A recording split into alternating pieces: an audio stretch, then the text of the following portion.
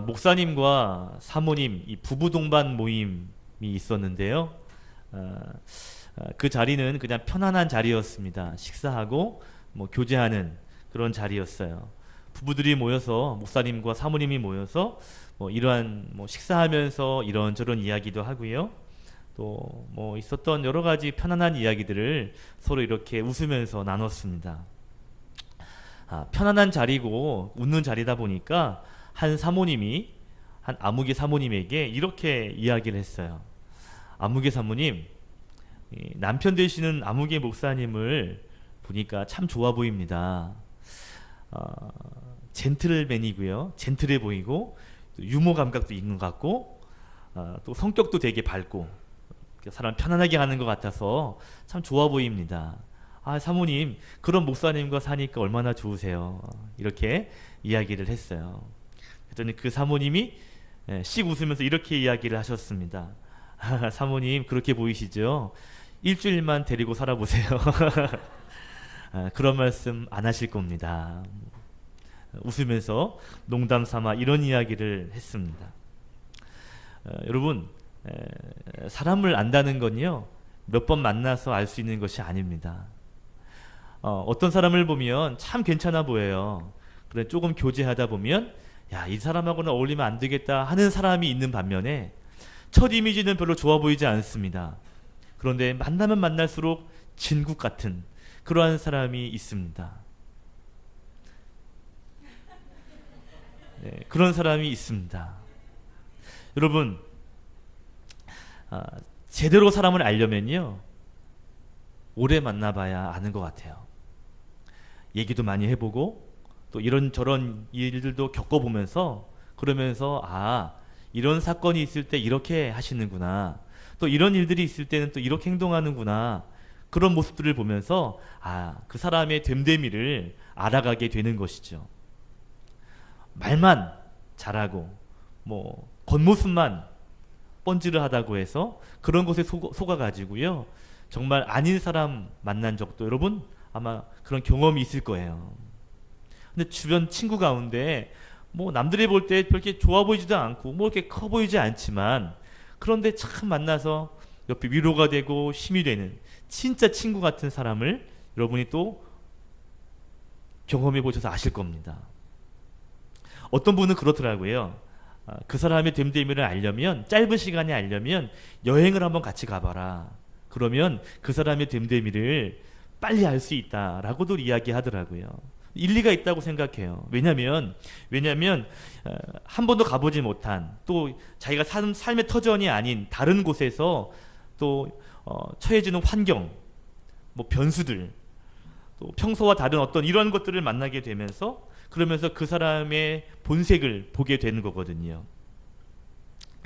짧은 여행을 통해 또 그 사람과 동행함을 통해 그 사람이 어떤 사람인지 알 수 있는 것 같습니다.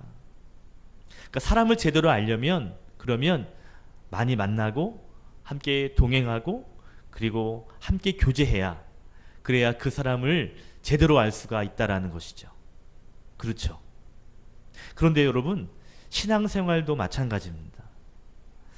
신앙생활은요, 하나님을 자주 만나고 하나님과 교제하고 하나님과 동행하면서 하나님을 깊이 알아가는 것이, 그것이 신앙생활을 잘할 수 있는 비결이에요. 신앙생활을 잘할 수 있는 비결이 뭐라고요? 하나님과 자주 만나는 것입니다. 하나님과 깊은 교제를 하는 것이죠. 그래야 하나님을 제대로 알아야, 그래야 신앙생활을 잘할 수 있는 것입니다.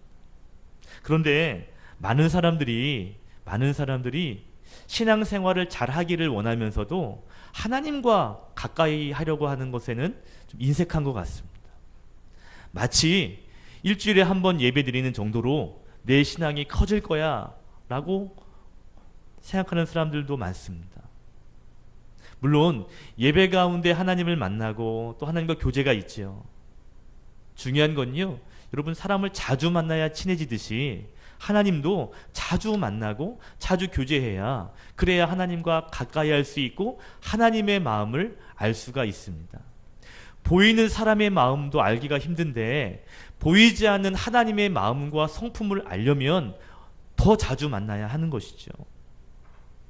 교제하고 하나님이 어떠한 분인지, 또 성경 가운데에서 하나님이 어떠한 삶을, 어떠한 일들을 행하셨는지를 보면서 하나님을 우리가 알아야, 그래야 마지막 때에 우리가 신앙생활을 아름답게 할 수 있는 것입니다. 그냥 적당하게 예배하고 그냥 간접적인, 그냥 성경에서 말하는 하나님, 남의 하나님 이야기 듣는 것으로 여러분 우리의 신앙이 성장하지 않습니다. 우리의 신앙이 성장하려면 남의 하나님, 성경의 인물, 아무개의 하나님을 아는 것이 아니라 나의 하나님을 만나야 합니다. 나와 함께 하시고 나를 구원하시고 나를 사랑하시는 그 하나님, 그 하나님을 만나야, 그래야 신앙이 성장하게 되는 것이죠. 저는 우리 교회 성도님들이 그냥 적당한 성경의 지식을 아는 성도가 아니라 삶의 현장에서 나와 함께 하시는 그 하나님을 만나고 그 하나님과 깊이 교제하면서 그래서 아름다운 신앙을 할 수 있는 여러분이 될 수 있기를 주님의 이름으로 축복합니다. 축복합니다. 오늘 성경에 나오는 사람이 므낫세라고 하는 유다 왕입니다. 근데 13절에 보니까 므낫세 왕이 어떤 사건이 있었던 후에야, 그제서야 하나님을 알게 되었다라고 성경이 말하고 있습니다. 이 말을 거꾸로 설명해 보면 그 전에는 하나님을 제대로 알았다는 거예요? 몰랐다는 거예요? 제대로 몰랐다는 것이죠. 그런데 어떤 사건의 계기가 있어서 결국에는 하나님을 비로소 그제서야 알게 되었다라고 성경은 기록하고 있습니다. 자, 그러면 므낫세가 어떤 사람인지 알아야 되겠죠. 1절에 보니까 그 아버지는 그 유명한 히스기야 왕이다라고 이야기합니다. 그리고 히스기야 왕, 그 아버지가 죽은 후에 므낫세는 12살의 나이에 왕이 되었다라고 1절에 기록하고 있죠. 여러분, 히스기야 왕 누군지 기억나세요? 히스기야 왕 하면 떠오르는 사건이 하나 있는데 그것이 뭐냐면 죽을 병에 걸려가지고 하나님께 기도합니다. 하나님 살려주십시오. 근데 하나님께서 알겠다 그러면서 15년을 연장시켜 주십니다. 하나님, 그럼 제가 15년을 더 산다는 증거가 뭡니까? 그럼 해를 뒤로 15도 물러가게 해주마. 결국 15년을 연장받았던 왕이 므낫세의 아버지 히스기야 왕입니다. 몇 년을 연장받았다고요? 15년이에요. 자, 그러면 계산해 보시죠. 히스기야 왕이 죽은 후에 므낫세가 12살의 왕이 됐거든요. 자, 그러면 므낫세는 언제 생겨진 아이일까? 15년의 연장을 받았던, 그러니까 죽어야만 되는 그 히스기야 왕이 15년을 연장된 그 15년, 그 보상받은 그 해 15년 사이에 생겨진 아이입니다. 그러니까 얼마나 귀하고 예쁘겠어요. 그런데요, 이렇게 귀한 아들이 아버지가 죽고 왕이 되었는데 왕이 되자마자 오늘 12절 이하에 보니까 하나님 보시기에 악을 행하며 살았다라고 말하고 있습니다. 아버지의 믿음, 아버지의 신앙을 본받지 못하고 아버지가 반대가 되는, 오히려 하나님께 악을 행하는 그러한 삶을 산 것이죠. 그 므낫세가 어떠한 악을 행했냐 하면 3절에 보면요, 그 위에 3절에 보시면 아버지가 헐어버린 산당, 너희들 이방 신에게 절하지 마라, 예배하지 마라, 구석구석에 있었던 산당을 다 허물었는데 그것을 다시 세웁니다. 그리고 바알신, 아세라신, 그들에게 목상을 만들어요. 나무로 된 상을 만들어서 거기에 예배하고 거기에 제사를 드립니다. 일월성신, 이 땅에 있는 신들, 그들에게 예배를 드리고요. 4절과 5절에 보면 더 황당하게도 여호와의 성전, 하나님을 예배하는 곳에 이방의 신들을 세워둡니다. 그리고 하나님을 예배하는 곳에서 이방의 신들에게 예배를 해요. 7절에 보면 나무로 만든 목상까지 세웁니다. 아주 못된 왕이죠, 하나님 보시기에. 6절에 보면 하나님께 기도하기는커녕 점술 부리는 사람, 요술을 부리는 사람, 신접한 무당들, 박수들, 이러한 사람들을 더 신뢰합니다. 이렇게 하나님이 싫어하는 일들을 했어요. 6절 끝에 보면 하나님이 므낫세 때문에 진노하셨다, 화가 나셨다라고 이야기합니다. 그리고 9절에 보면 므낫세에 대한 평가가 나오는데 므낫세의 악함이 여호와께서 멸하신 다른 이방의 나라들보다 더 심했더라. 하나님을 믿지 않는 나라들의 우상 숭배하는 것보다 이 므낫세, 유다의 왕이 더 그렇게 이방의 신을 섬겼다라는 것이죠. 여기까지만 봐도 므낫세가 하나님 앞에 얼마나 악함을 행했는지 알 수가 있습니다. 그런데 더 오늘 그의 악함을 더 보여주는 말씀이 있는데요, 우리가 읽은 10절의 말씀이에요. 10절에 보니까 하나님이 므낫세와 그 유다 백성에게 경고하십니다. 그런데 그들이 듣지 않았다라고 말하죠. 하나님을 사랑하지 않고 이방의 신들을 사랑하고 그들과 예배합니다. 경고했더니 하나님을 무시합니다. 얼마나 악한지 여러분 한눈에 확 보이시죠? 결국 하나님께서 조치를 취하셔요. 그 조치가 뭐냐면 11절과 12절에 보면 아수르, 이웃나라의 아수르라고 하는 나라, 그 나라가 공격하게 하시고 그리고 전쟁에 패하게 하셔서, 그리고 바벨론이라고 하는 또 이웃나라로 이 왕이 포로로 끌려가게 하십니다. 12절에 보면 므낫세가 환난을 당했다라고 표현하고 있습니다. 그러니까 지금 하나님께 악을 행했을 때 하나님께서는 진동하시고 그리고 벌을 내리신 거죠. 자, 중요한 것이 있어요. 중요한 것이 뭐냐면 이렇게 환난이 있을 때 므낫세가 하나님께 기도합니다. 오늘 성경에 보니까 기도했다, 간구했다 그랬어요. 그랬더니 하나님께서 그 기도를 들어주셔요. 그리고 왕으로 복귀시켜 주십니다. 포로로 끌려갔는데 돌아오게 하시고 전쟁에 패한 왕이 다시 왕이 되도록 하나님께서 세워주십니다. 우리 12절 13절 말씀 우리 함께 읽겠습니다. 시작. 그가 환난을 당하여 그의 하나님 여호와께 간구하고 크게 겸손하여 기도하였으므로 하나님이 그의 기도를 받으시며 그의 간구를 들으시사 그가 예루살렘에 돌아와서 다시 왕 위에 앉게 하심에 므낫세가 그제서야 여호와께서 하나님이신 줄을 알았더라. 아멘. 여러분, 므낫세가, 이 악했던 므낫세가 기도했다라는 것도 참 놀라운 일이에요. 그런데 더 놀라운 것이 뭔지 아세요? 그렇게 악한 므낫세의 기도를 하나님이 들어주신다는 겁니다. 여러분, 하나님 아버지가 하나님을 잘 섬겼는데 그 신앙을 본받지 않고요, 이방의 신을 섬기고요, 오히려 하나님의 성전에 이방의 신을 다시 데리고 와서 거기에 세우고 그리고 거기서 그 신들에게 예배합니다. 여러분, 이 사건은요, 이러한 일들은 하나님 입장에서 보면 얼마나 모독스러운 일인지 모릅니다. 얼마나 모욕적인 일인지, 하나님 앞에 얼마나 반역인지, 그런 므낫세의 기도를 하나님이 들어주셔요. 그리고 그를 다시 유다의 왕으로 세워주십니다. 이 일을 겪은 므낫세가 그제서야, 오늘 성경 말씀대로 그제서야 하나님을 알게 되었다라고 성경은 말하고 있습니다. 저는 오늘 이 므낫세 이야기를 통해서 두 가지 영적인 교훈을 함께 나누기를 원합니다. 첫 번째는 뭐냐면 어떻게 하나님을 알게 되었는가 하는 것입니다. 그전에는 하나님 알지 못했습니다. 하나님께 악을 행하던 사람이 어떻게 하나님을 알게 되었는가? 그 첫 번째 비결이 뭔지 아세요? 그것은요, 환난과 기도와 회복을 통하여 하나님을 알게 된 것입니다. 따라합시다. 환난과 기도와 회복을 통하여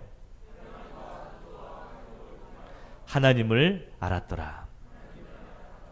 므낫세가요, 환난을 만나고 환난의 자리에서 기도하고 그리고 그 기도가 응답되는 것을 보았을 때 그제서야, 그래, 하나님 진짜 계시구나, 내 아버지가 믿었던 그 하나님 진짜 계신 분이구나 라고 알게 되었다라는 것이죠.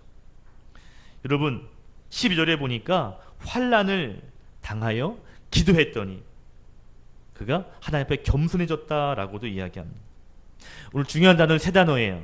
따라갑시다. 첫째 환난, 두 번째 기도, 세 번째 응답. 환난, 기도, 응답이요. 이 환난, 기도, 응답 이 세 가지가 다 다른 단어인데요.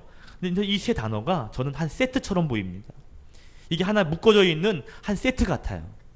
왜냐하면 환난을 통해서 기도하게 되고요. 기도하면 응답하시기 때문에 이 세 단어, 환난과 기도와 응답은 세트입니다. 근데 만약에 여러분 이 세 단어 중에 환난, 기도, 응답 중에 한 가지를 지워버려라, 한 가지를 버려, 쓰레기통에 버릴 수 있다라고 한다면 이 세 단어 가운데 무엇을 먼저 버리시겠어요? 무엇을 지우시겠어요? 아마 대부분 환난일 것입니다. 왜요? 우리가 환난을 경험해봐서 알잖아요. 환난이 오면 얼마나 우리의 삶이 불편해지는지, 환난이 오면 얼마나 마음 아픈 일이 생기는지, 또 환난이 오면 얼마나 두려운 일들이 있어지는지를 우리가 다 경험해 봤거든요. 그래서 우리는 환난을 피하고 싶어집니다. 환난이 반갑지 않아요. 그런데 한 가지 기억할 것이 있습니다. 그것이 뭐냐면 환난이 우리를 기도하게 만든다라는 것입니다. 어둠이 찾아와요.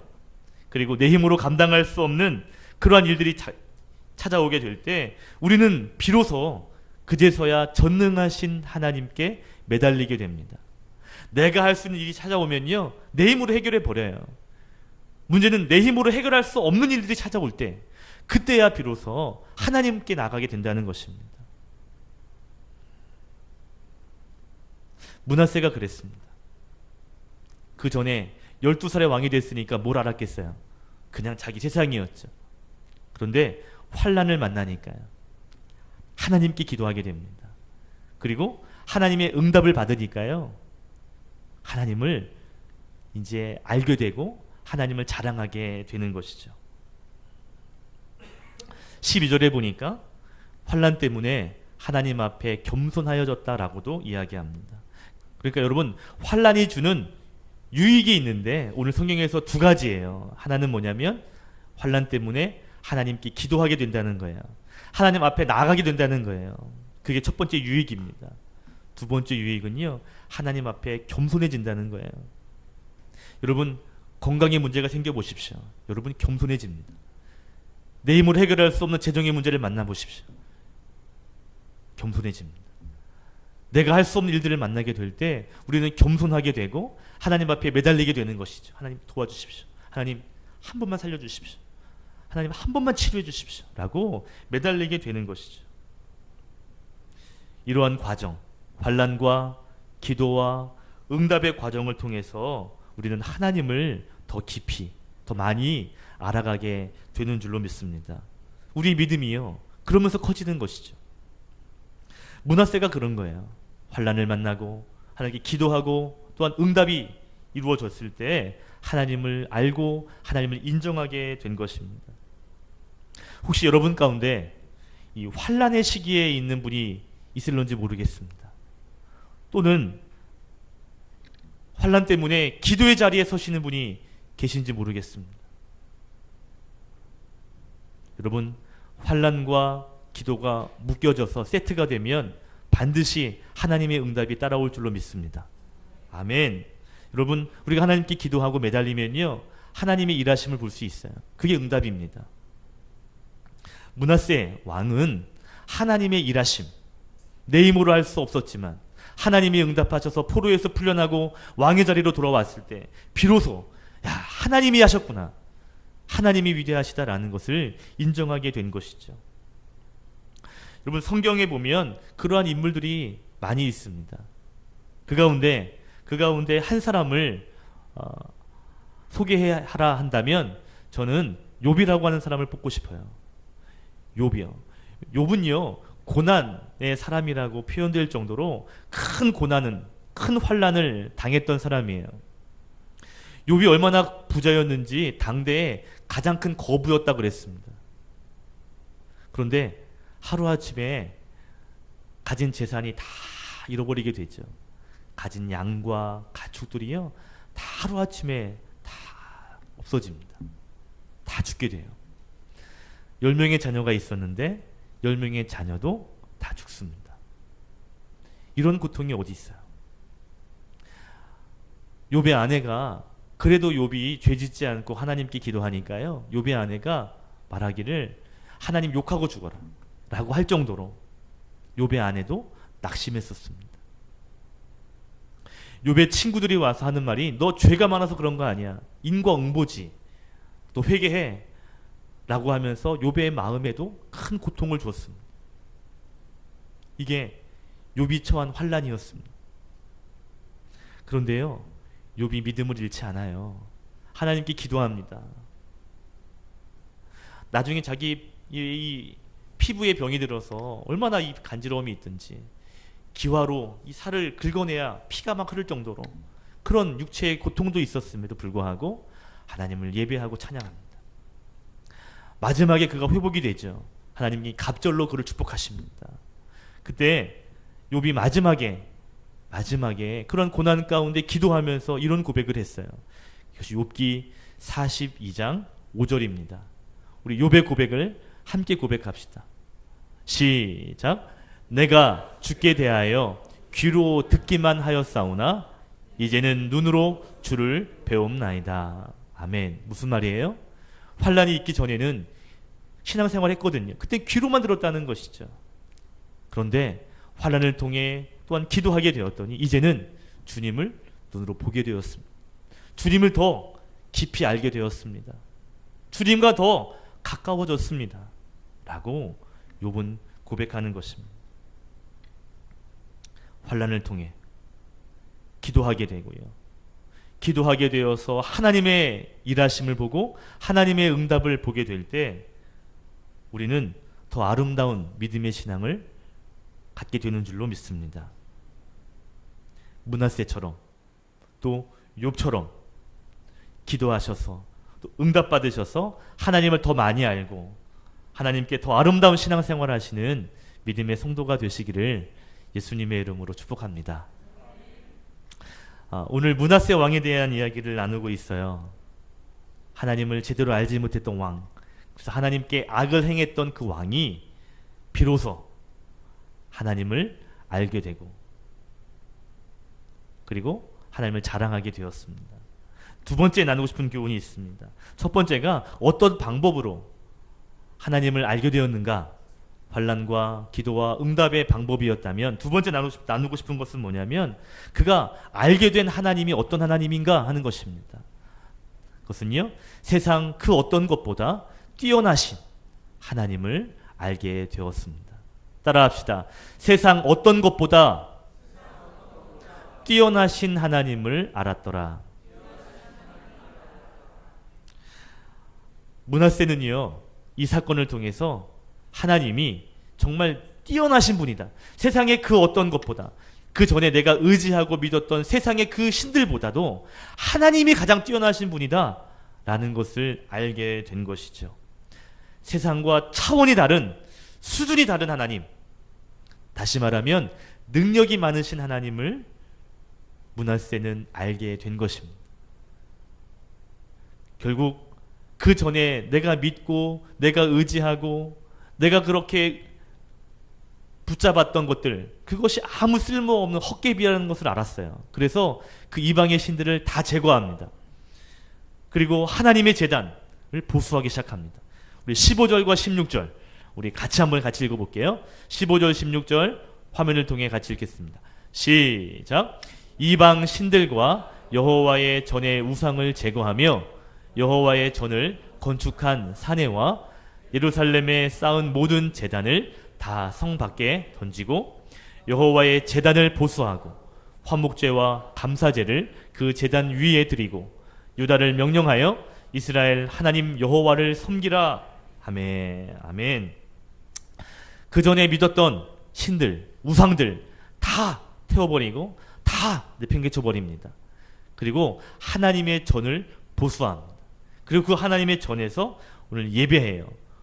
화목제를 드리고요. 그 성에서 하나님을 높여드리는 예배를 드립니다. 16절에 보니까 화목제와 감사제를 드린 이후에 백성들에게 말하기를 너희들 하나님만 섬겨라 라고 명령까지 합니다. 왕의 명령은 법이에요. 너희들 이제 이방의 신들 섬기지 말고 이제 하나님만 섬겨라. 나처럼. 그렇게 명령합니다. 어떻게 이럴 수 있을까요? 하나님이 내 삶 가운데 행하신 능력을 본 거죠. 여러분, 전쟁에서 왕이 포로로 끌려갔다면 여러분 그 전쟁은 이미 끝난 전쟁입니다. 여러분, 장기를 둬보서 아시잖아요. 장기요. 예? 장기 두시면 차도 있고 포도 있고 뭐 마도 있고 많죠. 그런데 아무리 많다 할지라도 왕이 죽으면, 외퉁수에 걸려서 왕이 죽으면, 그러면 그 경기는 진 것입니다. 난 차가 2개 남았는데 그거로 경기를 뒤집을 수 없습니다. 왕이 생으로 붙잡혀서 포로로 끌려갔다면 그 전쟁은 이미 끝난 거예요. 이미 상황은 종료된 것입니다. 그런 상황 가운데 므낫세가 기도한 거예요. 그랬더니 하나님께서 왕의 포로에서 돌아오게 하시고, 그리고 그렇게 능력 없던 왕을 다시 왕으로 세워주신 것이죠. 기가 막히게 일하신 하나님, 모든 사람들이 포기하고 될 수 없다고 했던 그 상황을 하나님께서 반전시켜 주셔서 다시 이기게 하시는 그 하나님, 회복시키시는 그 하나님, 그 하나님을 므낫세가 만난 것이죠. 오늘 성경에서요 보면 므낫세가 왕이 어떤 일을 통해서 다시 돌아오게 되고 누구누구를 통해서 다시 왕으로 오고 왕이 되고 이러한 것에 대해서는 일체 말하지 않습니다.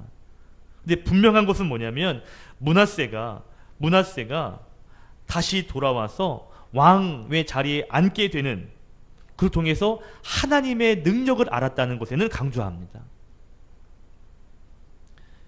므낫세가요 하나님의 대단한 능력이 있다는 것을 알게 된 거예요. 그렇기 때문에 오늘 돌아오자마자 우상들을 다 깨부시고요, 그리고 무너진 하나님의 성전을 보수합니다. 그리고 그 하나님께 화목제와 감사제로 예배합니다. 그리고 모든 백성에게 너희들 이제는 하나님만 믿어야 된다 라고 이야기합니다. 어떻게 이럴 수 있냐고요? 하나님의 능력을 봤기 때문이에요.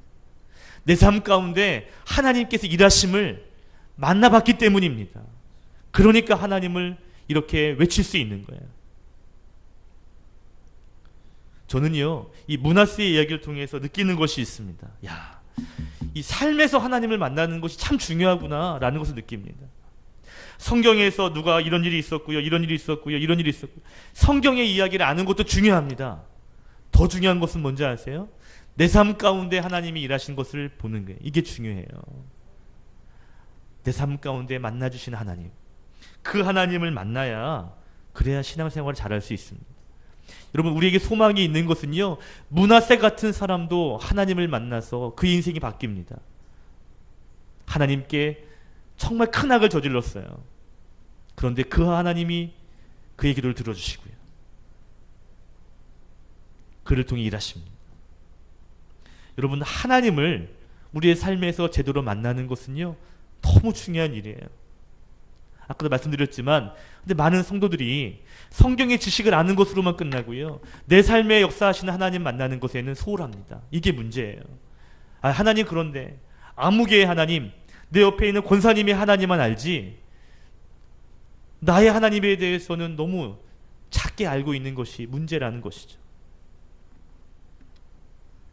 여러분, 여러분의 삶에서 지금도 역사하시고 지금도 동행하시고 지금도 여러분 사랑하시는 그 하나님을 삶 가운데 만나실 수 있기를 예수님의 이름으로 축원합니다. 이게 신앙의 힘이에요. 신앙의 힘은요 하나님을 아는 것입니다. 그래야 신앙생활을 아름답고 멋있게 할 수 있어요. 아는 만큼 하거든요. 아는 만큼. 하나님을 아는 만큼 하나님께 나아갈 수 있습니다. 여러분, 이 서울대 물리학 교수 가운데 현택환 교수님이 계십니다. 우리나라에서 이제 이 과학이 좀 그래도 많이 발달했잖아요. 그래서 이제 우리나라에서 과학이 큰 거 발명하거나 논문을 쓴다거나 하면 이제 상을 주는데 그 권위 있는 상이 세 가지 상이 있답니다. 첫 번째는 삼성의 재단에서 주는 호암상이 있고요. 두 번째는 포스코에서 주는 청암상이 있고요. 세 번째는 대한민국 최고 기술인상이라고 하는 상이 있답니다. 이 세 개의 상을 다 받은, 그러니까 글랜드 슬럼을 이룬 사람이 바로 현택환 교수입니다. 서울대 물리학 교수입니다. 이가 전공한 것이 뭐냐면 나노기술을 그것을 연구하는 연구원이기도 합니다. 이 현택환 교수가 이제 미국에서 유학을 이제 90년대 초반에 가게 됐는데 어려움이 참 많았다 그래요. 여러분 외국에 가서 외국에서 이제 공부한다는 것도 어려운 일이지만 과학을 공부한다는 거 참 어렵죠. 이 단어 자체가 참 어렵잖아요. 그죠? 공부 얘기 나오니까 왜 이렇게 딴 데 보세요? 그죠? 그렇잖아요. 이 기술 이게 단어 자체가 길고요. 쉽지 않습니다. 그런데 이 현 교수가 유학 시절에 이 교통사고를 크게 당하게 되면서 큰 어려움도 있었습니다. 유학도 어렵고 공부도 어렵고 교통사고도 당하고 어렵게 논문을 썼는데 또 논문을 쓰는 과정도 어려웠지만 쓰고 나서 뭐 교수가 되는 과정, 뭐 논문을 쓰는 과정, 모든 과정마다 어려움이 너무 많았다는 거예요. 정말 일이 좀 순조롭게 풀린 적이 거의 없이 맨날 이러면 이렇게 꼬이고 저러면 저렇게 꼬이고 너무 힘들게 학위를 받고 결국에는 이제 교수가 되었습니다. 그 말하기를 하나님의 은혜라고 이제 이야기를 하시더라고요. 여러분 이렇게 대한민국에서 주는 제일 좋은 상들을 받았고요. 서울대 교수고요. 나노 기술에서는 거의 뭐 이렇게 손가락에 드는 이러한 대단한 학자, 이거 박사인데 그런데 그러면 얼마나 많은 모임들이 있겠어요. 뭐 학술 모임도 있을 것이고요. 교수 모임도 있을 것이고요. 여러 모임이 있지 않겠습니까? 그런데 웬만한 모임들 자기가 보고 거절한다는 거예요. 그런데 절대 놓치지 않는 모임이 있답니다. 그것이 뭐냐면 서울대학교 안에서 모이는 기도 모임, 코람데오라고 하는 기도 모임이 있는데 그 모임에는 빠짐없이 간다 그래요. 그러면서 이렇게 이야기한 것을 들었습니다. 과학의 힘으로만 하나님을 보려고 그러면 하나님이 잘 보이지 않습니다. 그런데 믿음의 눈으로, 체험의 눈으로 하나님을 보면 하나님이 보입니다. 그리고 그 체험에 내 안에 있을 때 과학의 눈으로도 비로소 볼 수 있습니다. 여러분, 우리는 보통 과학의 눈으로 하나님을 찾으려고 많이 합니다. 하나님 보이면 내가 믿을게요. 여러분 이런 소리 많이 들으시고 하셨죠? 하나님 보이면 내가 할게요. 이렇게 할게요. 우리는 뭔가 증명이 되고 내 눈에 보여지면 믿겠다고 이야기합니다. 그런데 이 박사는 뭐라고 얘기하냐면 믿음이 생기면 보인다는 거예요. 하나님은 믿음으로 보인다는 것입니다. 그러면서 이야기하기를 이렇게 얘기해요. 저는 이 마지막 이야기가 감동이었습니다. 이렇게 저명한 교수고 박사인 그가 뭐 크고 작은 논문을 발표하거나 여러 가지 일들을 하게 될 때 공식 이런 자리에서 나가게 되면 그러면 항상 하는 말이 뭐냐면 하나님께 감사합니다 라고 이야기한다고 해요. 그러면 앉아있는 과학자들, 박사들이요, 저 사람 뭐야? 라고 쳐다본다는 것이죠. 아니 과학자가 무슨 하나님이 있다고 말하는 거야? 이렇게 말하는 사람들이 의외로 많다는 거예요. 그런데 그렇게 말할 수 있는 이유가 있답니다. 그것은요, 하나님을 만나봤기 때문에 그렇다는 것입니다.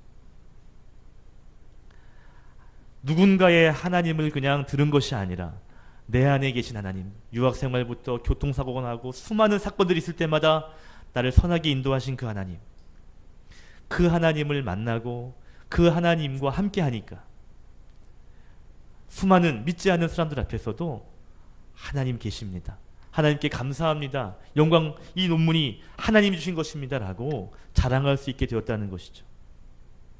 므낫세가 그렇습니다. 므낫세가 자기의 삶에 만난 하나님을 알게 될 때 모든 백성에게 말합니다. 너희들 하나님만 섬겨라 라고 말할 수 있는 거예요. 그 힘이 바로 하나님을 만났기 때문에, 하나님을 제대로 알기 때문에 생기는 힘인 줄로 믿습니다. 하나님의 일하심, 내 안에 함께 하시는, 우리와 함께 하시는 그 하나님을 여러분 만나는 것이 믿음 생활을 잘할 수 있는 비결인 것이죠. 말씀을 정리할게요. 다시 한번 말씀드립니다. 하나님을 아는 것이 신앙의 힘입니다. 저는 우리 교회 성도들이 하나님을 많이 만났으면 좋겠어요. 간접적으로, 직접적으로 하나님을 많이 경험하셨으면 좋겠습니다. 야, 하나님이, 목사님 말씀하시는 그 하나님 진짜 하나님 맞네, 진짜 계셨네, 진짜 하나님이 나와 함께 하시네. 그 믿음이 여러분 가운데 있었으면 좋겠습니다. 오늘 환난과 기도와 응답으로 므낫세는 하나님을 깊이 알았습니다. 그리고 그 하나님은 세상의 그 어떤 것보다 가장 뛰어나시고 가장 능력이 많으신 하나님인 것을 그는 고백하고, 그리고 그것을 세상 사람들에게 선포했습니다. 하나님을 깊이 만나시고 하나님을 자랑할 줄 아는 믿음의 성도 되시기를 예수님의 이름으로 축복합니다. 기도하겠습니다.